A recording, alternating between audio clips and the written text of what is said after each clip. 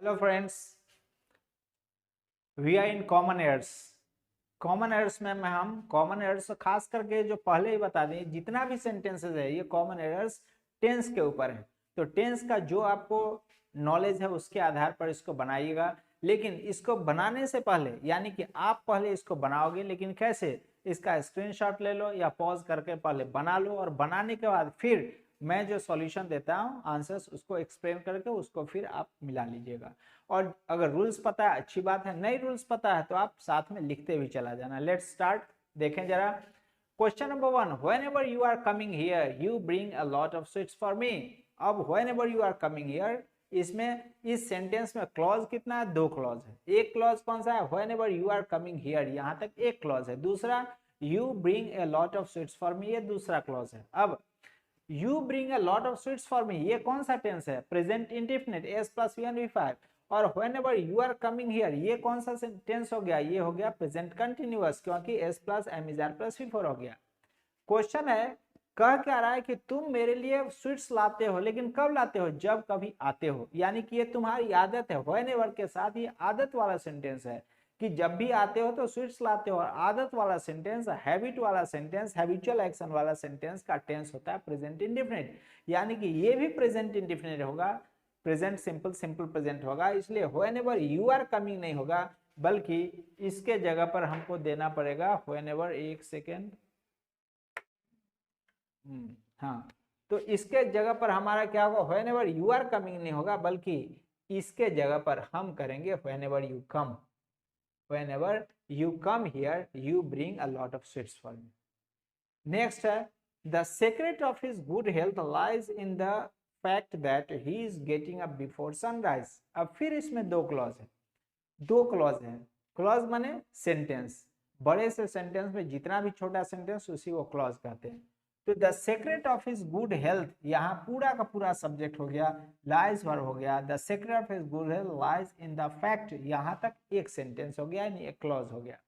और दैट के बाद सबऑर्डिनेट क्लॉज है, that he is getting up before sunrise, ये दूसरा क्लॉज है। तो the secret of his lies, ये जो पहला क्लॉज है, ये पहला क्लॉज का टेंस कौन सा है? तो सब्जेक्ट प्लस ये क्या है? V5 है, तो सब्जेक्ट प्लस V5 कौन सा टेंस हो गया? प्रेजेंट सिंपल प्रेजेंट हो गया। और ही इज गेटिंग अप, ये कौन सा हो गया? M is are plus V4, ये हो गया प्रेजेंट कंटिन्यूअस। अब that he is getting up, उसका जो अच्छा हेल्थ होने का जो कारण है, तथ्य क्या है कि वो बिफोर सनराइज, सनराइज से पहले जग रहा है या जगता है, उसकी आदत है सनराइज से पहले जगने का। तो आदत वाला सेंटेंस को फिर से यहाँ पर काटेंगे एम इज आर को, और यहाँ पर हमारा होना चाहिए V1 V5। ही सब्जेक्ट सिंगुलर है, इसलिए सिंगुलर के साथ V5, यानी कि यहाँ पर हो जाएगा गेट्स।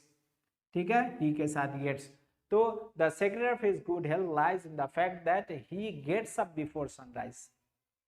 नेक्स्ट देखते हैं, it is high time you are starting the work. अब it is high time you are starting the work, इसमें कोई फॉर्मूला, कोई आपको टेंस का दिमाग से काम नहीं करेगा। इसमें चाहिए हमको ट्रिक्स चाहिए। क्या ट्रिक्स चाहिए? कि जब भी कोई सेंटेंस इट इज टाइम या इट इज अबाउट टाइम या इट इज हाई टाइम, ठीक है, एक मैंने क्या किया, टेंस का ट्रिक्स का भी एक मैंने वीडियो डाला है, उससे आप देखोगे तो टेंस का टोटल 19 ट्रिक्स मैंने बताया, जिसमें कि आपको पता चलेगा कि बिना टेंस का नॉलेज, बिना टेंस का स्ट्रक्चर का भी हम टेंस के जो कॉमन एरर्स वगैरह है, फिल इन द ब्लैंक्स वगैरह है, उसको आराम से सॉल्व कर सकते हैं। तो उसको भी एक बार एक नजर देख लेना, वो भी वीडियो डाला हुआ है, नरेशन जो टेंस का जितना भी ट्रिक्स है उसका। तो उसमें आप देखना, एक रूल दिया हुआ है कि it is time plus S plus V2, यानी it is time, it is about time, it is high time से जब भी सेंटेंस स्टार्ट होगा तो जो नेक्स्ट क्लॉज है वह क्लॉज एस प्लस V2, यानी कि पास्ट, सिंपल पास्ट का होगा। यानी कि you are starting the work, ये तो हो गया प्रेजेंट कंटिन्यूअस, इसको पास्ट सिंपल, सिंपल पास्ट करना पड़ेगा और एस प्लस V2 करना पड़ेगा, यानी आर स्टार्टिंग नहीं होगा, सीधे होगा started, started. It is high time you started the work. Next चलें, I will let you know as soon as I will get any news. I will let you know as soon as I will get any news. अब जरा पर यहाँ पर देखें कि as soon as क्या काम कर रहा है? जोड़ने का काम कर रहा है, कंजंक्शन का काम कर रहा है। उसके पहले ये क्या है? एक क्लॉज है, ये क्या है? दूसरा क्लॉज है। ये क्लॉज का टेंस कौन सा है? टेंस है शैल बी प्लस वन, कौन से टेंस में आएगा?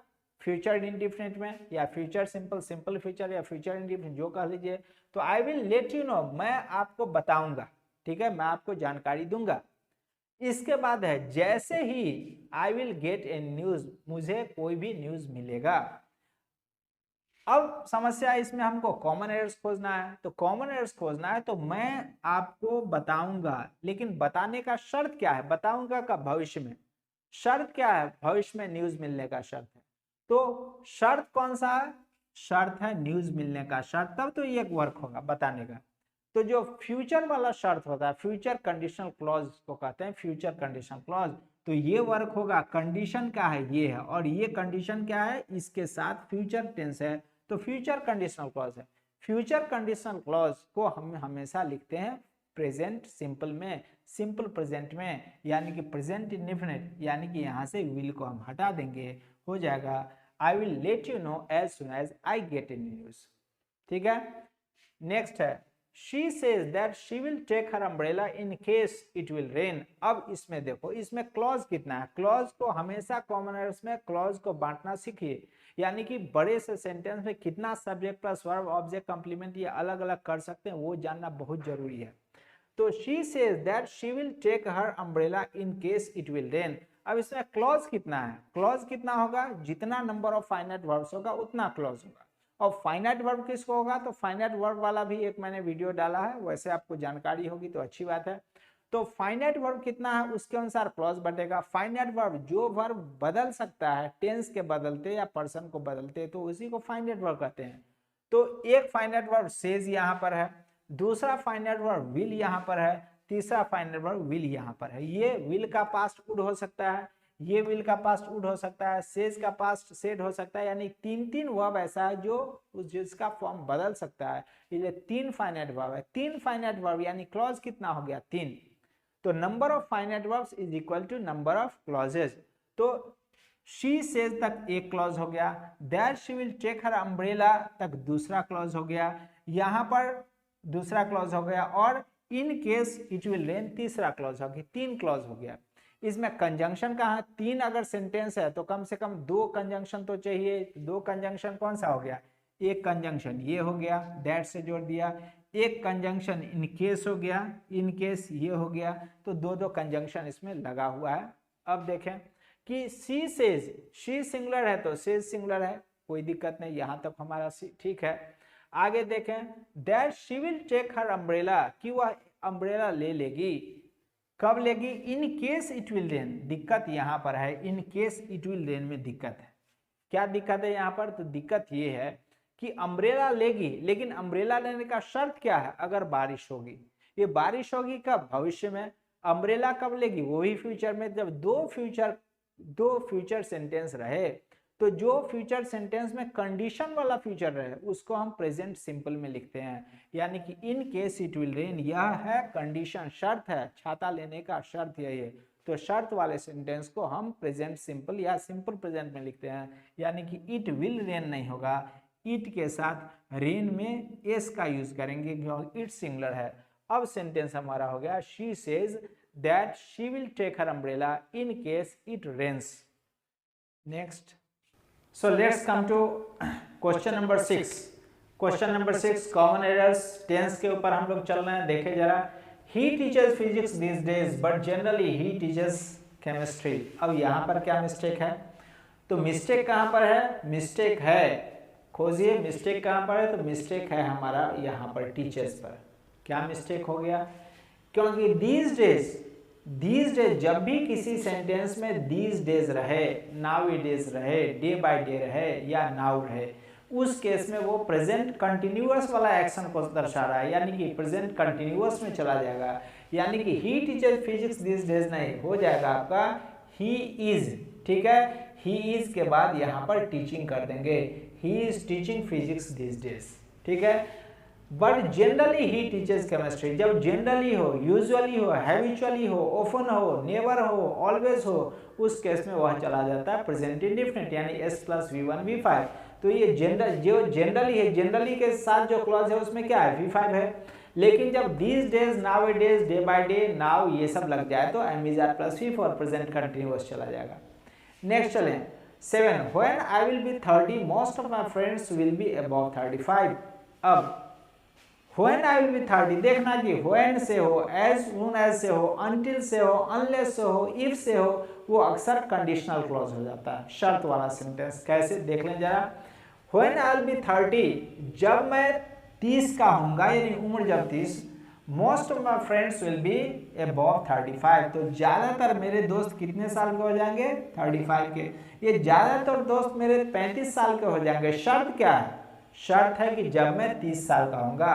तो ये कब होगा? फ्यूचर में। तो फ्यूचर वाला जो कंडीशन क्लॉज होता है, शर्त वाला सेंटेंस, उसको हम लिखते किस टेंस में है? तो उसको लिखा जाता है प्रेजेंट इंडेफिनिट में, यानी S + V and V5 में। इसलिए हम इसको प्रेजेंट इंडेफिनिट बनाएंगे तो आई विल बी का जो प्रेजेंट इंडेफिनिट होगा तो इसमें से विल बी कट जाएगा, यहाँ पर हो जाएगा am. When I am 30 most of my friends will be above 35। Next चलें question number 8। He has had settled himself in London by this time next year। हमको हमेशा इसलिए नाम दिया जाता है टाइम एंड टेंस, कि टेंस डिपेंड करता है टाइम ऑफ एक्शन के ऊपर, ठीक है, इसलिए टाइम एंड टेंस भी उसका नाम दिया जाता है। तो यहाँ पर टाइम क्या है? By this time next year, ये है by this time next year.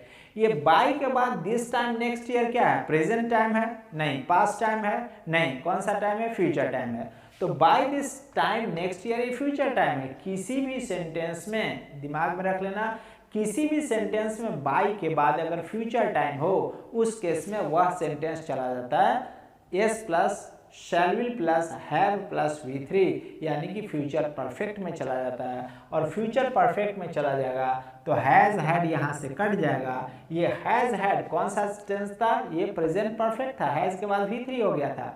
लेकिन हमको ले जाना पड़ेगा फ्यूचर परफेक्ट में, यानी ही के साथ हम यहाँ पर विल का यूज करेंगे, विल के साथ हैव का यूज करेंगे, ही विल हैव, और तब settle, he will have settled himself in London by this time next year.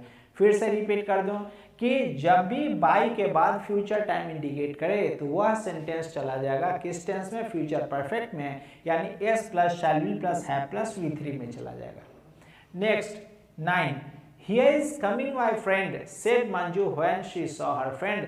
जब मंजू अपने दोस्त को देखी है तो क्या बोली है कि here is coming my friend, देखो मेरा दोस्त आ रहा है। अब देखो मेरा दोस्त आ रहा है कहने को तो सही है, अगर ट्रांसलेशन आप सीखा होगा तो रहा है, रही है में क्या होता है? M is are plus V4, तो उसके अनुसार तो सही है। लेकिन जो एक रूल कहता है, क्या रूल कहता है कि अगर वो एक्सक्लेमेटरी सेंटेंस है, यहाँ पर आपने गौर नहीं किया होगा, ये एक्सक्लेमेटरी मार्क है, मार्क ऑफ एक्सक्लेमेशन। तो जब भी एक्सक्लेमेटरी मार्क से एंड करे सेंटेंस और वो सेंटेंस हियर से या देयर से स्टार्ट हो, उस केस में वह सेंटेंस चला जाता है किसमें? प्रेजेंट इंडेफिनिट में। और प्रेजेंट इंडेफिनिट में यानी कि V1 V5, यानी यहाँ से इज कमिंग कट जाएगा। माय फ्रेंड में फ्रेंड सिंगुलर है, इसलिए यहाँ पर सिंगुलर में कम्स हो जाएगा। हो गया here comes my friend, there goes the captain. ठीक है, वो जब आश्चर्य से अचानक जो मुंह से निकल गया तो वही आश्चर्य हो गया, तो वह एक्सक्लेमेटरी सेंटेंस हो गया। एक्सक्लेमेटरी सेंटेंस जब हियर या देयर के साथ स्टार्ट होगा तो उसमें V1 V5 का यूज होगा। And the last one, we got everything ready for all of them long before they arrived। इसमें क्लॉज कितना है? वैसे कोशिश किए हर एक सेंटेंस में दो दो क्लॉज, इसमें भी क्लॉज कितना है? 2 है। कौन कौन सा क्लॉज है? एक है we got everything ready for all of them, ठीक है, all of them। और यहाँ पर long before they arrived, ये दूसरा क्लॉज हो गया। अब देखें ये जो बिफोर है ये जोड़ रहा है इधर को इधर से, यानी 2 क्लॉज को जोड़ रहा है बिफोर। तो एक मैंने बताया था एक वीडियो में जिसमें कि टेंस का मैंने ट्रिक्स बताया था, उसमें बताया था कि अगर बिफोर से 2 क्लॉज जुड़ रहा है, ठीक है, तो बिफोर के पहले एक क्लॉज होगा, बिफोर के बाद एक क्लॉज होगा। बिफोर के पहले वाला जो क्लॉज है वह हमेशा होगा past perfect S plus had plus V3, और बिफोर के बाद जो क्लॉज होगा वो पास्ट सिंपल यानी S प्लस V2 होगा। तो उसके मुताबिक बिफोर के पहले क्या होना चाहिए? हैड प्लस V3 होना चाहिए। जब यहाँ पर है क्या? S प्लस V2 है, इसको हमको हैड प्लस V3 करना है, यानी कि गॉट नहीं होगा, हैड और had got. We had got everything ready for all of them before they क्या है? सब्जेक्ट है, arrived क्या है? V2 है, ठीक है। तो बिफोर के पहले क्या होना चाहिए? S plus had plus V3, sorry S plus had plus V3 और बिफोर के बाद क्या होना चाहिए एस प्लस V2। तो इस तरह से हम 10 क्वेश्चंस कॉमन एरर्स का किए हैं। I think this certainly will help you. और धीरे धीरे जितना आप प्रैक्टिस करोगे, प्रैक्टिस मेक्स मैन परफेक्ट, उतना ही परफेक्शन होता चला जाएगा। ये सारे टेंस के मुताबिक था। I hope you might have got whatever the you may say the knowledge regarding the correction according to the common errors we have to do. Thank you everyone for watching that video, and I hope that you will subscribe, share and also put a click to the bell. Thank you everyone.